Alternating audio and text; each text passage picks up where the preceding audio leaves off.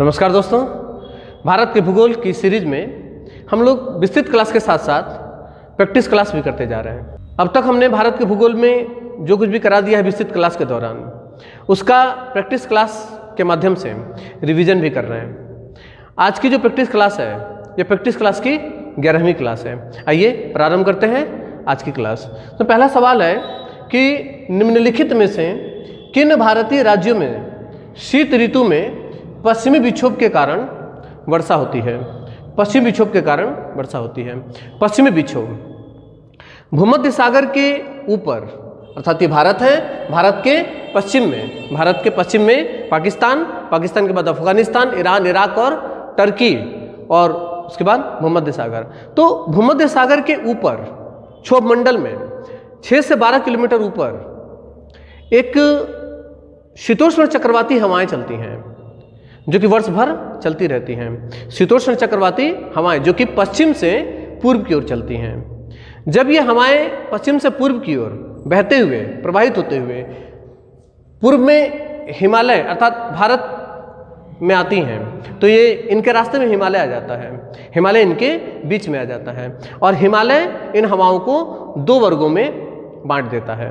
इसकी एक हवा जो है वो हिमालय के उत्तर में प्रवाहित होते हुए चीन में प्रवेश कर जाती है, और इसकी जो एक हवा है अर्थात इसकी जो एक शाखा है वो उत्तर भारत के मैदान में प्रवेश कर जाती है। ठीक है ना? तो इन्हीं हवाओं को पश्चिम विक्षोभ कहा जाता है, जिससे उत्तर भारत के मैदान में पंजाब, हरियाणा, दिल्ली, उत्तर प्रदेश और पश्चिमी बिहार तक वर्षा होती है, तथा इन्हीं हवाओं से जो पर्वतीय क्षेत्र है, पर्वतीय क्षेत्रों में शीत ऋतु में बर्फबारी भी होती है। ठीक है? तो मुख्यतः पंजाब, हरियाणा, दिल्ली, उत्तर प्रदेश और इसके अलावा पश्चिमी बिहार तक ये वर्षा करती है। सवाल था कि निम्नलिखित में से किन भारतीय राज्यों में शीत ऋतु में पश्चिमी विक्षोभ के कारण वर्षा होती है? ऑप्शन था पंजाब, हरियाणा, मध्य प्रदेश, उत्तर प्रदेश, केरल, कर्नाटक और बिहार और पश्चिम बंगाल। सही आंसर होगा पंजाब, हरियाणा। मैंने बताया कि पश्चिमी विक्षोभ की जो पश्चिमी शाखा होती है, इससे पंजाब, हरियाणा, दिल्ली, उत्तर प्रदेश और पश्चिम बिहार तक ये शीत ऋतु में वर्षा करती है। अगला सवाल है कि किस पहाड़ी प्रदेश में सर्वाधिक वर्षा होती है? किस पहाड़ी प्रदेश में सर्वाधिक वर्षा होती है? ठीक है ना? ऑप्शन है गारो, खासी, जयंतिया और मिजो। ठीक है ना? ये दक्षिण पश्चिम मानसून है। दक्षिण पश्चिम मानसून की भारत में 2 शाखाएं होती हैं। दक्षिण पश्चिम मानसून की बंगाल की खाड़ी शाखा और दक्षिण पश्चिम मानसून की अरब सागर शाखा। अर्थात जो अरब सागर के ऊपर से गुजर रही हैं, इसे हम कहते हैं दक्षिण पश्चिम मानसून की अरब सागर शाखा, तथा वो हवाएं जो यहाँ से दक्षिण पश्चिम मानसून की बंगाल की खाड़ी के ऊपर से जो हवाएं गुजरती हैं, और वो इस तरीके से पूर्वी जो घाट है, पूर्वी घाट के समानांतर प्रवाहित होती हैं, वो इस तरीके से प्रवाहित होती हैं। ठीक है ना? और जा करके टकराती हैं यहाँ पर शिलांग की पठार की 3 प्रमुख चोटियाँ गारो, खासी, जयंतिया से टकराती हैं। ठीक है ना? चूंकि गारो, खासी और जयंतिया इन तीनों में खासी जो है ये बीच में है, और मुख्यतः इस क्षेत्र में इस दक्षिण पश्चिम मानसून की जो बंगाल की खाड़ी शाखा है, इससे सबसे अधिक वर्षा यहाँ होती है। लगभग 1080 सेंटीमीटर वर्षा यहाँ पर वार्षिकी दर्ज की जाती है। भारत में अर्थात विश्व में भी सबसे अधिक वर्षा यहीं पर दर्ज किया जाता है। इसी खासी पहाड़ी पर ही मासिंडाम स्थित है, जो कि विश्व में सबसे अधिक वर्षा वाला स्थान बनता है। ठीक है ना? तो ऑप्शन के हिसाब से किस पहाड़ी प्रदेश में सर्वाधिक वर्षा होती है? गारो, खासी, जयंतिया और मिजो। सही आंसर होगा खासी पहाड़ी। अगला सवाल है कि निम्नलिखित में वे 2 राज्य कौन से हैं जिसमें लौटते हुए मानसून से प्रायः चक्रवात आते हैं? लौटते हुए मानसून से प्रायः चक्रवात आते हैं। ये दक्षिण पश्चिम मानसून की बंगाल की खाड़ी शाखा है। दक्षिण पश्चिम मानसून की बंगाल की खाड़ी शाखा, यहाँ राजमहल गारो गैप है, ये राजमहल यहाँ पर छोटा नागपुर का पठार है, और छोटा नागपुर के पठार का जो पूर्वी विस्तार है इसे राजमहल कहा जाता है। तो राजमहल से और गारो गैप, ये बीच में जो गैप बनता है, यहाँ से यही हवाएं उत्तर भारत के मैदान में प्रवेश करती हैं, उत्तर भारत के मैदान में यहाँ पर प्रवेश करती हैं और जा करके ये अरावली से टकराती हैं सितंबर में, ठीक है ना। अरावली से टकराने के बाद ये हवाएं वापस होती हैं, ये लौटती हैं। तो जब ये हवाएं सितंबर के महीने में वापस होती हैं तो भारत में ऋतु का आगमन होता है, अर्थात सूर्य जो है वो कहाँ पर होता है, नीचे दक्षिणी गोलार्ध अर्थात नीचे की तरफ बढ़ रहा होता है। भारत में ये जो कन्याकुमारी है उसके नीचे जा चुका होता है। यही कारण है कि भारत में शीत ऋतु में जो हवाएं हैं अर्थात उत्तर पूर्वी मानसून ये प्रवाहित होती हैं, और उत्तर पूर्वी मानसून से जब ये लौटता हुआ मानसून मिलता है तो ये इस तट पर अर्थात पूर्वी तट पर ये वर्षा करता है, और पूर्वी तट पर ये चक्रवातों का रूप ले लेता है, ठीक है ना। तो पूर्वी तट पर लौटते हुए मानसून से भारत में वर्षा होता है। तो इसके अंतर्गत आएंगे राज्य कर्नाटक केरल, ये पूर्वी तट पर नहीं है, पंजाब हरियाणा ये भी पूर्वी तट पर नहीं है, और बिहार असम ये भी पूर्वी तट पर नहीं है। पूर्वी तट पर इसमें है आंध्र प्रदेश और उड़ीसा। तो सही आंसर होगा आंध्र प्रदेश उड़ीसा। निम्नलिखित में वे दो राज्य कौन से हैं जिसमें लौटते हुए मानसून से प्रायः चक्रवात आते हैं? सही आंसर होगा आंध्र प्रदेश और उड़ीसा। मानसून एक बहुत ही जटिल अध्याय है। इस पर हमने लगभग विस्तृत क्लासों में 5 क्लासें ली हैं, अर्थात इसमें हम सिर्फ सवालों के जवाब सामान्यतः दे सकते हैं। अगर आपको इसको बहुत बेहतर तरीके से समझना है तो विस्तृत क्लास में हमने इस पर 5 क्लासें ली हैं, आप एक बार उसे ज़रूर देखें। तो अगला सवाल है कि दक्षिण पश्चिम मानसून की अवधि के दौरान तमिलनाडु सूखा रहता है क्योंकि? तमिलनाडु सूखा रहता है क्योंकि? ऑप्शन है यह वृष्टि छाया क्षेत्र में स्थित है, ताप इतना अधिक है कि पवन ठंडी नहीं हो पाती, पवन इस क्षेत्र तक नहीं पहुंचती, इस क्षेत्र में कोई भी पर्वत नहीं है, ठीक है ना। आइए देखते हैं। ये दक्षिण पश्चिम मानसून है, ठीक है ना, और यहाँ पर स्थित है, ये केरल है और ये तमिलनाडु है, ये नीचे तमिलनाडु, ठीक है ना। तो सवाल है दक्षिण पश्चिम मानसून की अवधि के दौरान तमिलनाडु सूखा रहता है, क्यों रहता है?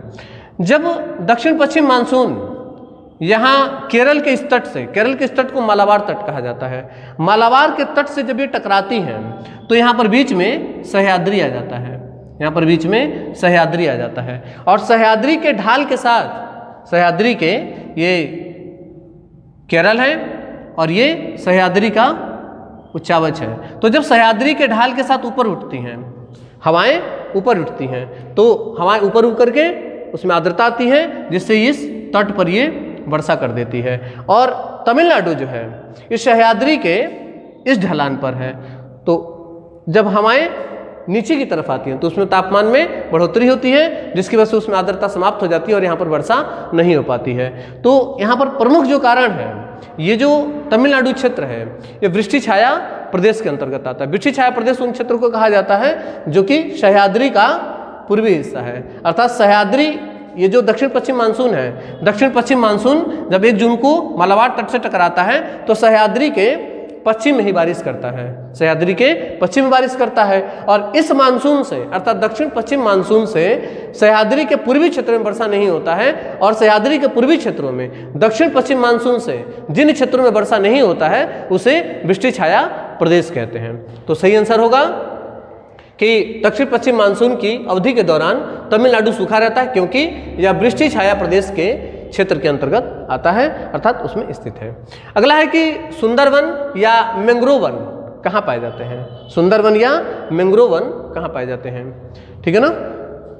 भारत में यहाँ पश्चिम बंगाल है, ये पश्चिम बंगाल है और ये बांग्लादेश है, ठीक है ना। तो ये एक सदाबहार वनों का क्षेत्र है, ठीक है ना, और यहाँ पे हुगली नदी के मुहाने से लेकर के और पूरा बांग्लादेश, यहाँ पर एक डेल्टा बनता है, ठीक है ना, गंगा और ब्रह्मपुत्र नदी का। और गंगा और ब्रह्मपुत्र नदी का जो डेल्टा बनता है, इसमें समुद्र का जो ज्वारीय जल जहाँ तक पहुँचता है, ठीक है ना, वहाँ पे एक प्रकार के वनों का विकास होता है जिसे मैंग्रोव वन कहा जाता है। और जो पूरा डेल्टा है इसे सुंदरवन कहा जाता है, ठीक है ना। भारत में सुंदरवन डेल्टा का 30% हिस्सा किसके अंतर्गत आता है? पश्चिम बंगाल के अंतर्गत आता है, ठीक है ना। तो इस सवाल का सही जवाब होगा कि सुंदरवन या मैंग्रोव वन कहाँ पाए जाते हैं?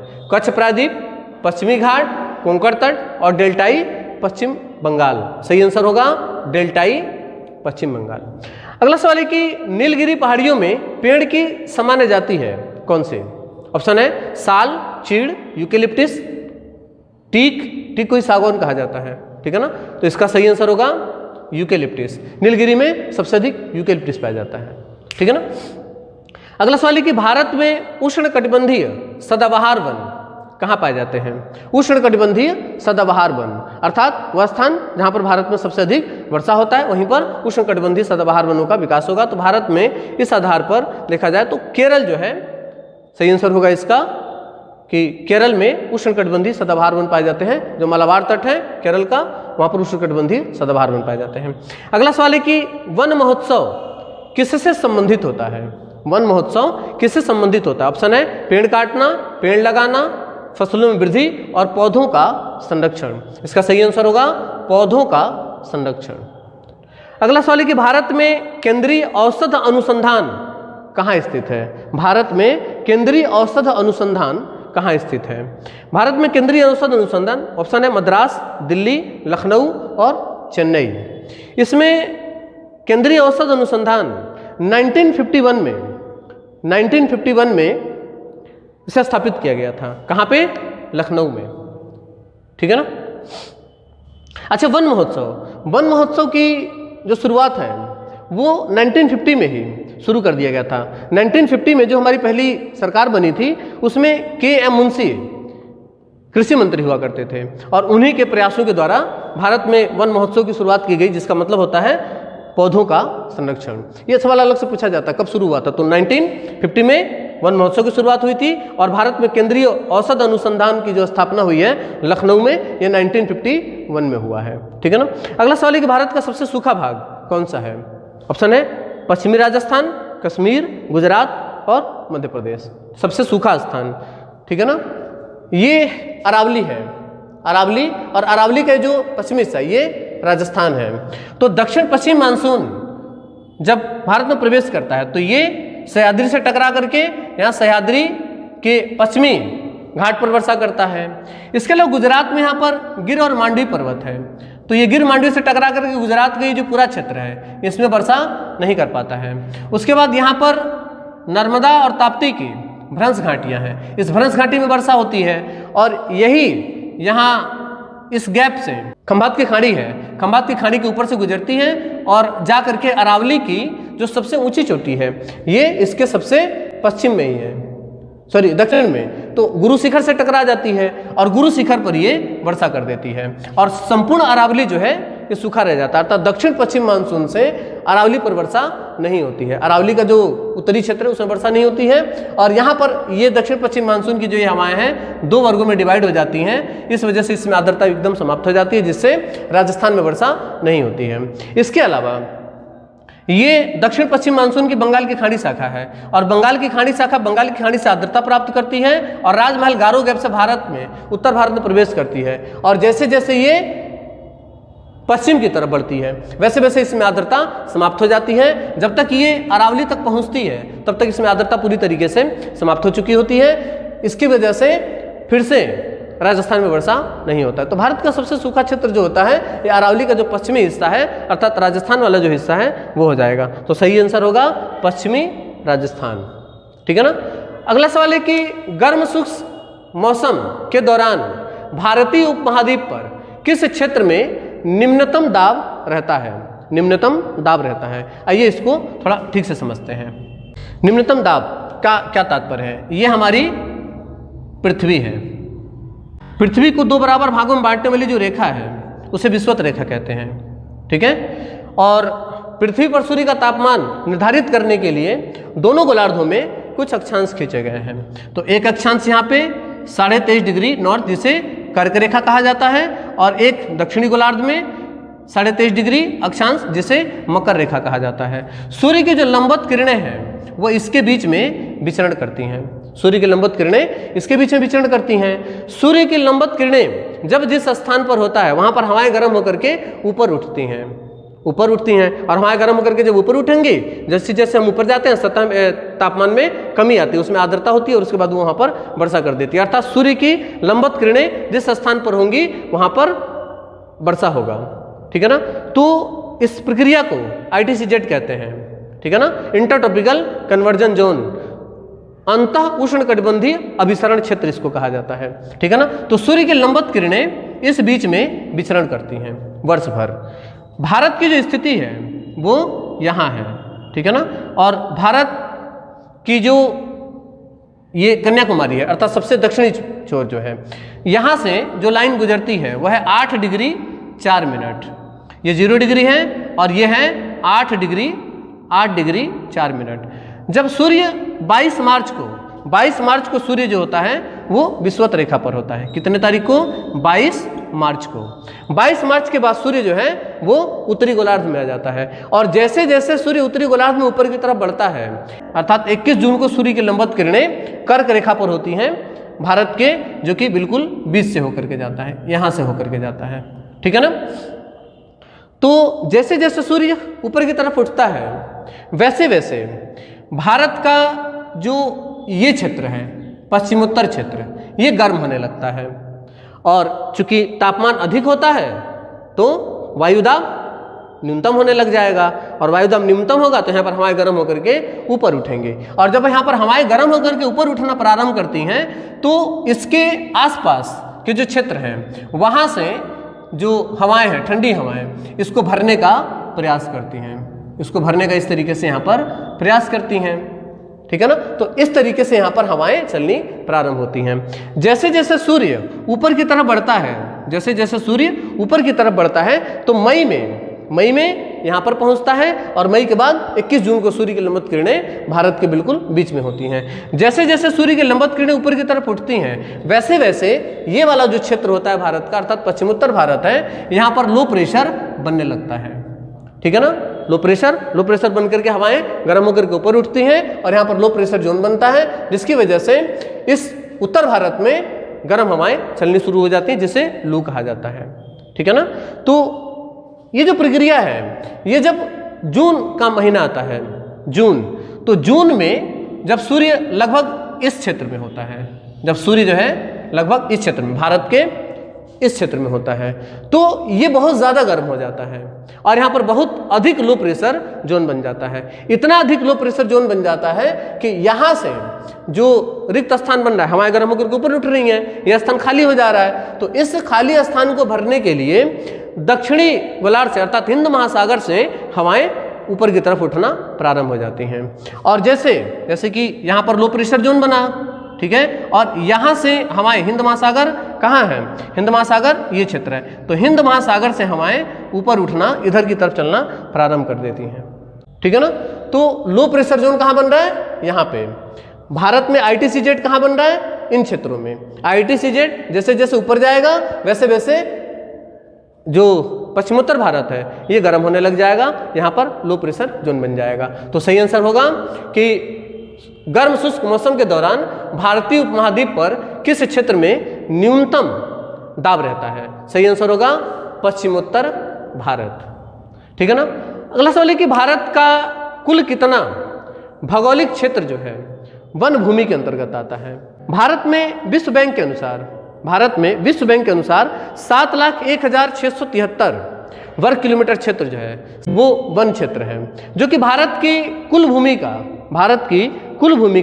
21.34% क्षेत्रफल होता है, ठीक है ना। तो इस आधार पर अगर देखा जाए तो भारत का कुल कितना भौगोलिक क्षेत्र वन होता है वो होगा 23%। सही आंसर होगा 23%।